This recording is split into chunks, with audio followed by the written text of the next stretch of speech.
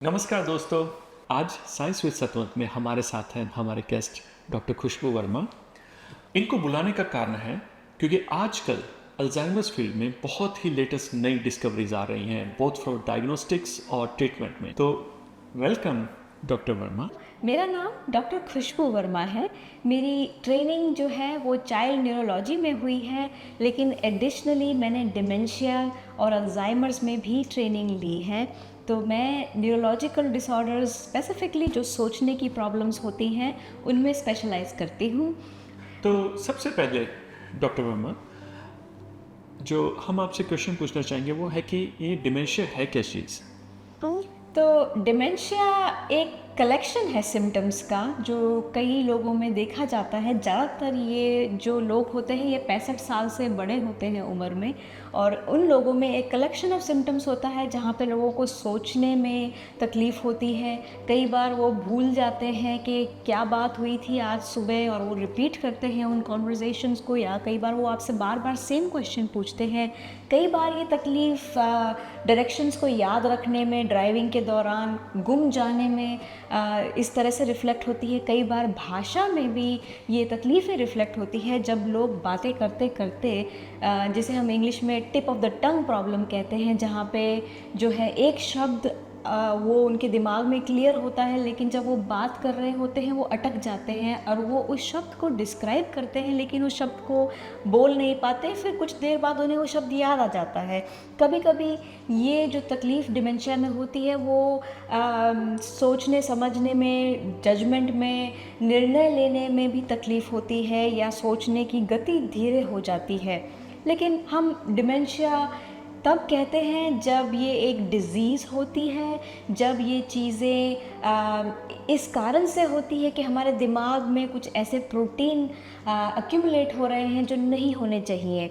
तो इस ये डिमेंशिया, जब हम इस शब्द का इस्तेमाल करते हैं तो ये ज़्यादातर बुज़ुर्ग लोगों के लिए इस्तेमाल हुआ जाता है, जिन्हें सोचने की या भूलने की तकलीफ़ हो रही है, और ये इस वजह से हो रही है कि अंदर, उनके दिमाग के अंदर कोई प्रोटीन्स जमा हो रहे हैं जो वहाँ नहीं होने चाहिए।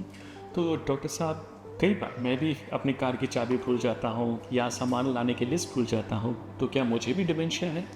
काफ़ी अच्छा क्वेश्चन है, और ये क्वेश्चन मुझे काफ़ी बार मिलता है। स्पेसिफ़िकली जब मैं बुज़ुर्ग लोगों को देख रही होती हूँ, उनके बच्चे मुझसे ये क्वेश्चन पूछते हैं। और जायज़ है कि जब मैं ये सारे सिम्टम्स आपको डिस्क्राइब कर रही थी, आपके जहन में आया होगा कि क्या मुझे भी डिमेंशिया है।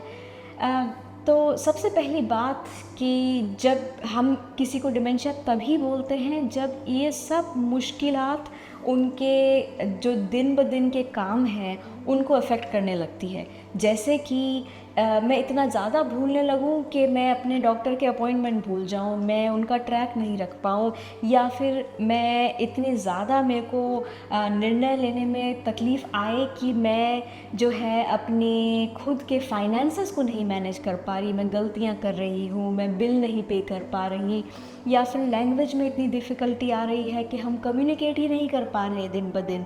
तो जब भी ये सोचने की या भूलने की तकलीफ़ें इस कदर होती है कि आपके दिन ब दिन के जो एक्टिविटीज़ हैं, जैसे कि ड्राइविंग करना, अपनी दवाइयाँ लेना, अपने फाइनेंसेस मैनेज करना, अपने अपॉइंटमेंट मैनेज करना, वो जब अफ़ेक्ट होने लगते हैं तब हम उसे डिमेंशिया कहते हैं। दूसरा, अगर आपने ध्यान दिया हो, जब मैं पहली बार आपको डिमेंशिया डिस्क्राइब कर रही थी तब मैं ये बता रही थी जनरली ये बुज़ुर्गों में होता है जो 65 साल या उससे बड़े होते हैं, और जनरली ये एक कुछ अबनॉर्मल प्रोटीन्स की वजह से होता है जो हमारे दिमाग में जाके डिपॉज़िट होने लगते हैं, और ये प्रोग्रेसिव होता है। तो यहाँ वहाँ हम सब में थोड़ी बहुत तकलीफ़ें आती है। कई बार हम एक कमरे में जाते हैं और हम सोचते हैं हम यहाँ पे क्यों आए, और वो थोड़ा बहुत सबके साथ हो सकता है। लेकिन जब ये बढ़ता जाए, इस कदर हो जाए कि हम दिन ब दिन के कार्य नहीं कर पाए, तब हम इसे डिमेंशिया कहते हैं। तो डॉक्टर साहब, जो हम देखते हैं कि हमारे जो बुज़ुर्ग घर में, उनमें ये तो नॉर्मल बुढ़ापे के कारण इनमें से कुछ दिक्कतें आती हैं, तो ये नॉर्मल बुढ़ापे से डिमेंशिया की प्रॉब्लम अलग कैसे है? बिल्कुल सही आपका सोचने का नज़रिया है, और बिल्कुल ही लॉजिकल क्वेश्चन है इस टाइम पॉइंट पे जब हम डिस्कशन कर रहे हैं। तो जनरली जैसे हमारी उम्र बढ़ती जाती है, हम सब 30 के दशक के बाद थोड़े बहुत स्लो होते जाते हैं हमारी थिंकिंग में, और हमारी जजमेंट भी थोड़ी बहुत अफेक्ट होती जाती है, और किसी हद तक ये नॉर्मल एजिंग का पार्ट ही है। लेकिन अगर हम वापस जाएं हमारी डिमेंशिया की डेफिनेशन पे, तो हमने बात की थी कि जब ये इस कदर तक हो जाए कि हम फंक्शन ही नहीं कर पा रहे, हम अपनी दवाइयाँ ही नहीं ले पा रहे, हम जो है अपने अपॉइंटमेंट तक भी याद नहीं रख पा रहे, या जो बेसिक हमारा दिन ब दिन का काम है वो ही नहीं कर पा रहे, तब हम उसे डिमेंशिया कहते हैं। और कई बार ये डिफरेंशिएट करना घर वालों की या आपके जो आपके साथ रहते हैं उनके लिए भी पॉसिबल नहीं होता। तो बहुत कॉमन है लोगों के लिए कि जब उन्हें ये शक होता है कि अरे मेरे नाना को या मेरी नानी को मैं देख रहा हूँ कि कुछ सोचने में तकलीफ़ आ रही है, तो बहुत बहुत कॉमन है, और मैं रेकमेंड करूँगी कि आप एक न्यूरोलॉजिस्ट के पास जाएं और उनसे अपने ये कंसर्न शेयर करें।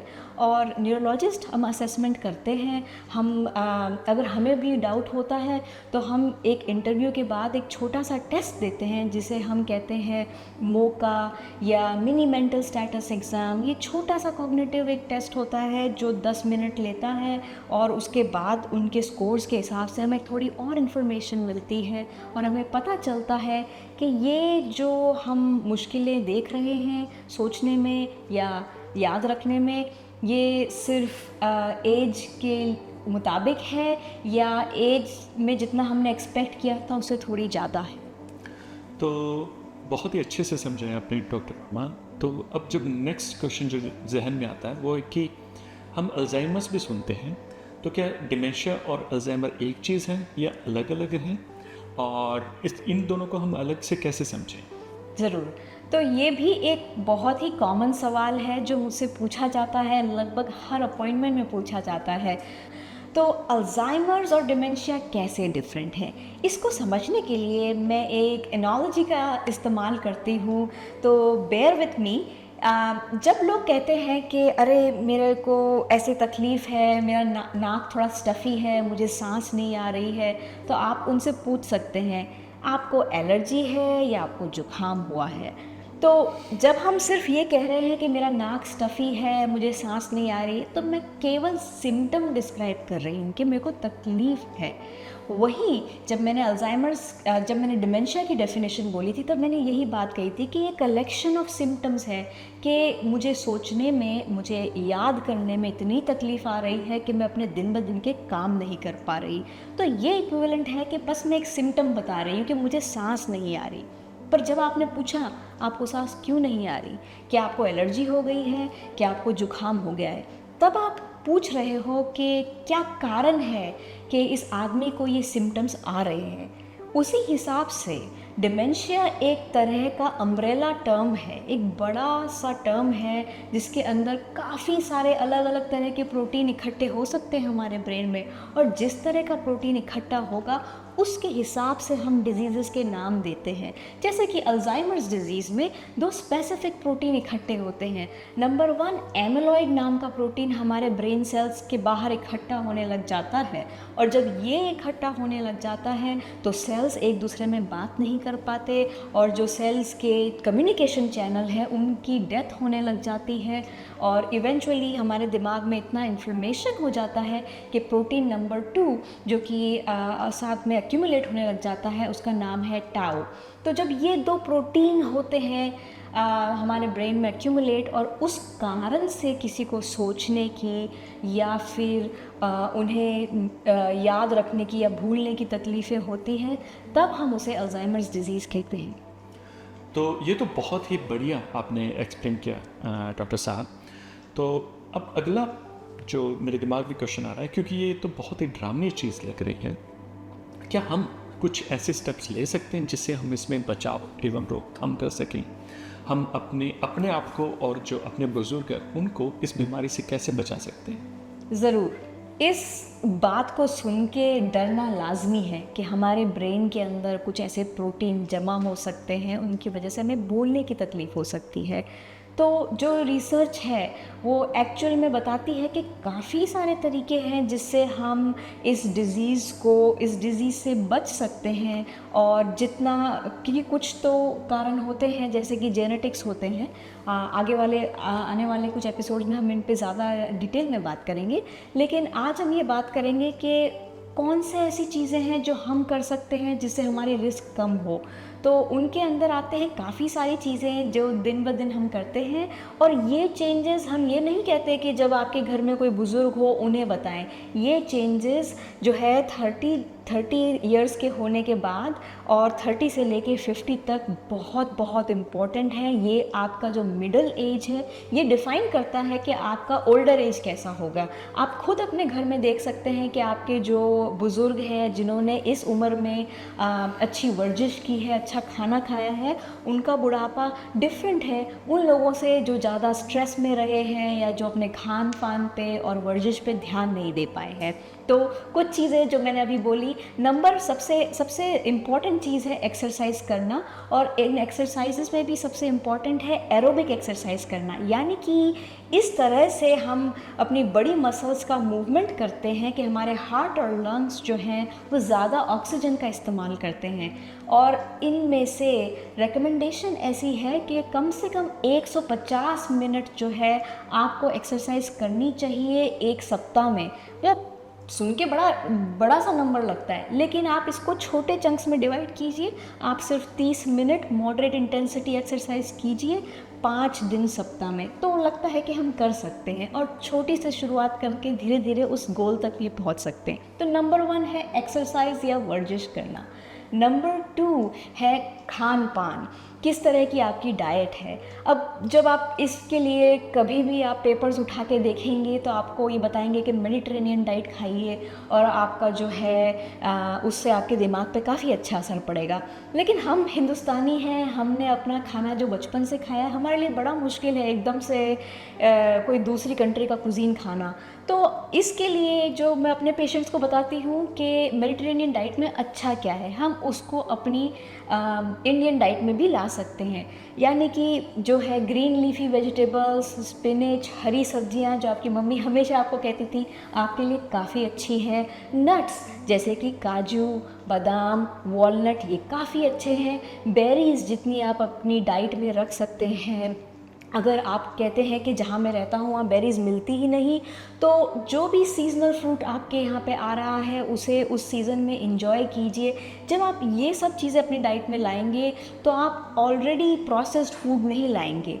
अब आप कहेंगे कि प्रोसेस्ड फूड क्या होता है, मुझे कैसे पता चलेगा। कोई भी चीज़ जो आप पैकेट में से खोल के निकालते हैं जैसे कि बिस्किट, ब्रेड, ये सब प्रोसेस्ड है। कोई भी चीज़ जो आप ट्री से तोड़ते हैं वो नेचुरल है। तो जितना ज़्यादा नेचुरल आप खा सकते हैं वो रेकमेंडेड है। शुगर की क्वांटिटी कम रखिए, तेल की क्वांटिटी कम रखिए, नमक की क्वांटिटी कम रखिए। ये सब चीज़ें हमें ऑलरेडी पता है, बस हमें इन्हें अपनी डाइट में लाने की देर है। उसके अलावा जो रिकमेंडेशन है जो कि काफ़ी सरप्राइजिंग लगती है लोगों को, वो ये है कि जो है हम सोशलाइजेशन करें। तो सोशलाइजेशन में ये है कि हम अपने यार दोस्तों से मिलें और ना कि बस एक कमरे में बंद रहें, अपना काम करते रहें। और इसका कारण क्या है, काफ़ी लोग मुझसे पूछते हैं कि इससे कैसे किसी का जो है ब्रेन अच्छा रहता है। इसलिए रहता है क्योंकि हमारे ब्रेन में एक बड़ा एरिया है जो फोकस करता है कि अब मैं ये बोल रही हूँ तो वो क्या समझेगा और वो कैसे रिएक्ट करेगा। तो मैं कैलकुलेट करती हूँ जब मैं किसी से बात करती हूँ। तो ये ब्रेन का एरिया अगर मैं नहीं यूज़ करूँगी तो वो इफ़ेक्ट होने लगता है। पर अगर मैं अपने हर ब्रेन के एरिया को यूज़ करती हूँ तो मैं अपने ब्रेन को एक्टिव रखती हूँ, तो अच्छी बात होती है। हम में से देखते हैं जो बुज़ुर्ग वेल कनेक्टेड हैं या जो middle age individual well connected हैं, उनकी मेंटल हेल्थ भी बेटर रहती है। अब इसके अलावा इसी के साथ जाता है स्ट्रेस का मैनेजमेंट। कई बार हम बहुत स्ट्रेस में रहते हैं, इसकी वजह से हमारे बॉडी में कई बार इन्फ्लेमेशन हो जाता है। हम लोग कॉमन डिजीज़ेस जो है इंडिया में हम देखते हैं कि एक बार आप मिडिल एज में आते हैं और ऐसा लगता है कि सबको हाई ब्लड प्रेशर या कोलेस्ट्रॉल की प्रॉब्लम होनी ही है।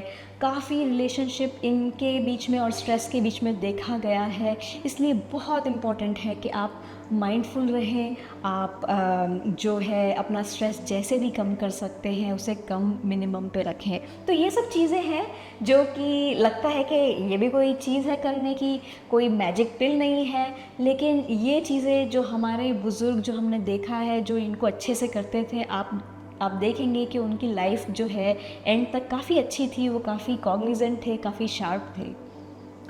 शुक्रिया डॉक्टर साहब, आपने बहुत ही अच्छी इन्फॉर्मेशन दी।